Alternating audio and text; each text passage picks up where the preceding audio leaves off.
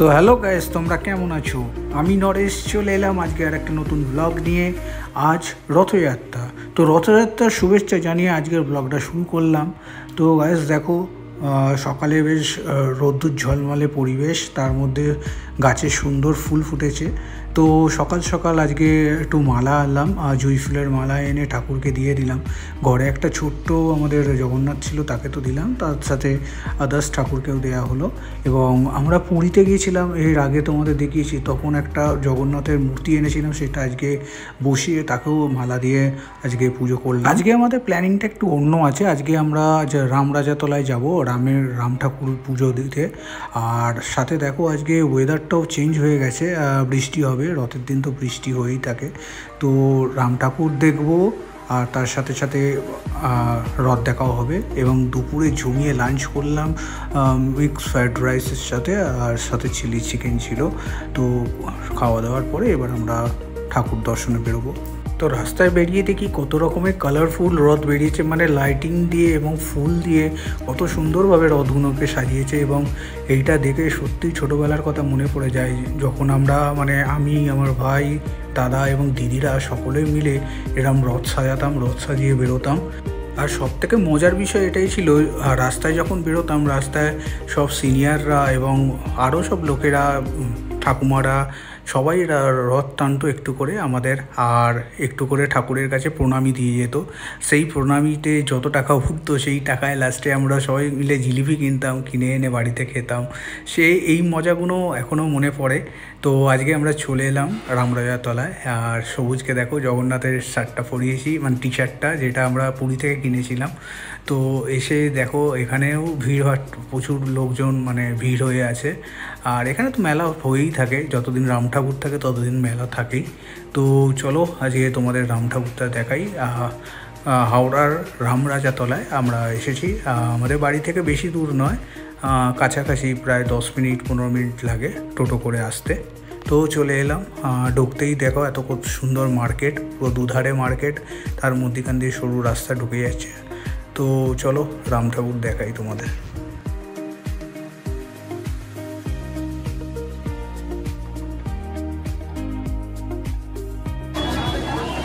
দিদা, রামতলা এসেছিলে এর আগে?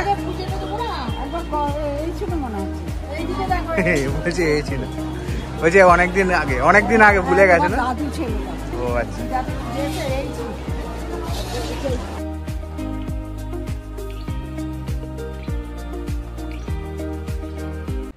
তো রাম ঠাকুর কিন্তু এখানে অনেক দিন ধরেই থাকে। রামনবমী থেকে এখানে পুজো স্টার্ট হয়, প্রায় 2-3 মাস থাকে ঠাকুর। তারপরে 15ই আগস্ট নাগাদ করে ভাসান হয়, তো আগস্ট মাসে। তো 15ই আগস্টের দিন আমরা সকালে তো মজা করি, ঘুড়ি ফুড়ি উড়িয়ে পতাকা উত্তোলন করে, তারপরে বিকালের দিকে রাম ঠাকুর ভাসানের জন্য ভাসান দেখতেও আসি। আর প্রচুর ভিড় হয়, রাম ঠাকুর ভাসান দেখতে আসে, অনেক দূর দূর থেকে লোকেরা আসে, প্রচুর ভিড়ও হয়। আর দেখো রাম ঠাকুরের সাইজটাও দেখো অনেক বড়। তো মা এখানে ফুল মালা সব কিছু নিয়ে নিচ্ছে, নিয়ে এবার পুজো দেওয়ার জন্য বসবে, সামনে যাবে ঠাকুরের কাছে। তো আমরা এখন একটু ঠাকুরের ছবি টবি তুলে নিচ্ছি, নিয়ে এবার একটু পুজো দেবো। তারপরে পুজো দেওয়া হয়ে গেলে সকলে মিলে একটু মার্কেটটা ঘুরবো।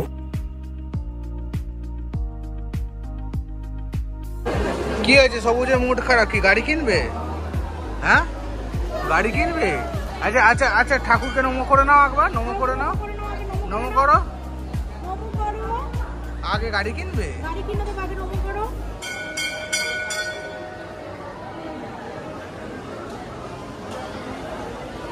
তোমার তো রামতলা একবার না, অনেকবারই। দিদা রাম ঠাকুর ডাকছে।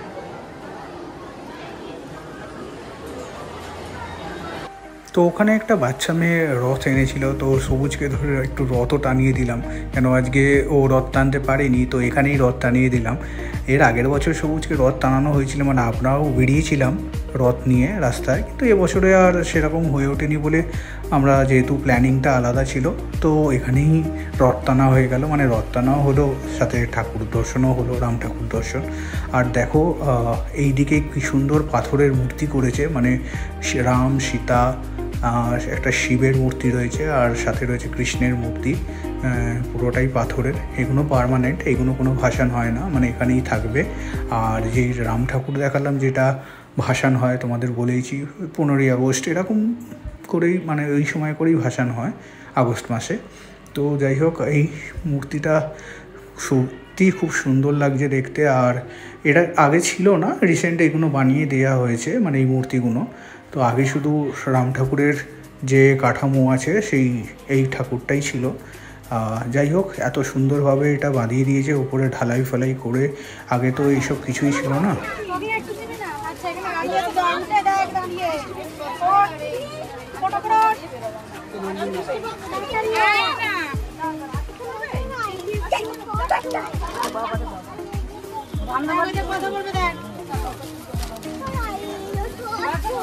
এটা কত? একটু দাম কমিয়ে দাও না।